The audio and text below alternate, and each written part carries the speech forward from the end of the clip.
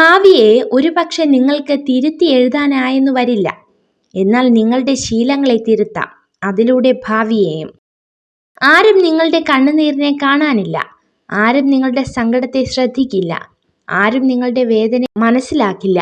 പക്ഷെ എല്ലാവരും നിങ്ങളുടെ തെറ്റിനെ കണ്ടെത്തും. വർഷങ്ങൾക്ക് മുമ്പേ ചെയ്ത കാര്യങ്ങൾ നിങ്ങൾക്ക് വലുതായി തോന്നുന്നുവെങ്കിൽ നിങ്ങൾ ഇന്ന് കാര്യമായി ഒന്നും ചെയ്യുന്നില്ല എന്നാണ് അർത്ഥം. മനുഷ്യന്റെ തലച്ചോറ് രാത്രിയിൽ കൂടുതൽ സജീവമാകും. അതുകൊണ്ടാണ് രാത്രിയിൽ കൂടുതൽ ചിന്തകൾ നിങ്ങളെ അലട്ടുന്നത്. ജീവിതം എന്നത് എല്ലായ്പ്പോഴും പ്രശ്നങ്ങൾ പരിഹാരം കാണുക എന്നതല്ല, മറിച്ച് ജീവിത യാഥാർത്ഥ്യങ്ങളെ അനുഭവിക്കുക എന്നതാണ്. ജീവിതം ചിലപ്പോൾ അങ്ങനെയാണ്. നാം സ്വപ്നം കണ്ടതും ആഗ്രഹിച്ചതും നമ്മളെ തേടി വരണമെന്നില്ല. എന്നാൽ നമ്മൾ ആഗ്രഹിക്കാത്തത് പലതും നമ്മളെ തേടി വരും. ചിലത് നമ്മൾക്ക് സന്തോഷം നൽകും, ചിലത് ദുഃഖവും. വേദനകൾ മാത്രം നൽകുന്ന ബന്ധങ്ങളെക്കാൾ നല്ലത് ആരുമായും ഒരു ബന്ധവും ഇല്ലാതെ തനിയെ ജീവിക്കുന്നതാണ്. ജീവിതം എത്ര ആർഭാടങ്ങൾ കൊണ്ട് സുന്ദരമാക്കിയാലും സ്വഭാവം നന്നാവാതെ അതിനൊരു വിലയും ഉണ്ടാകില്ല.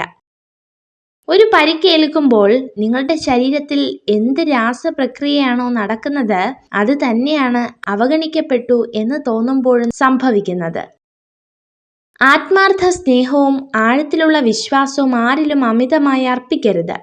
കാരണം മനുഷ്യൻ മാറും, ഒപ്പം അവരുടെ മനസ്സും. ഒരു കാർമേഘവും ഒരുപാട് കാലം നിലനിന്നിട്ടില്ല. ഒന്നെങ്കിൽ പെയ്തൊഴിയും, അല്ലെങ്കിൽ സ്വയം ഇല്ലാതാവും. നമ്മുടെ പ്രശ്നങ്ങളുടെ കാലാവധിയും ഇത്രയേ ഉള്ളൂ. നിങ്ങൾക്ക് എതിർപ്പുകൾ കൂടുന്നുവെങ്കിൽ അത് വെറുപ്പിന്റെ ലക്ഷണമല്ല, അത് നിങ്ങളുടെ വളർച്ചയുടെ ലക്ഷണമാണ്.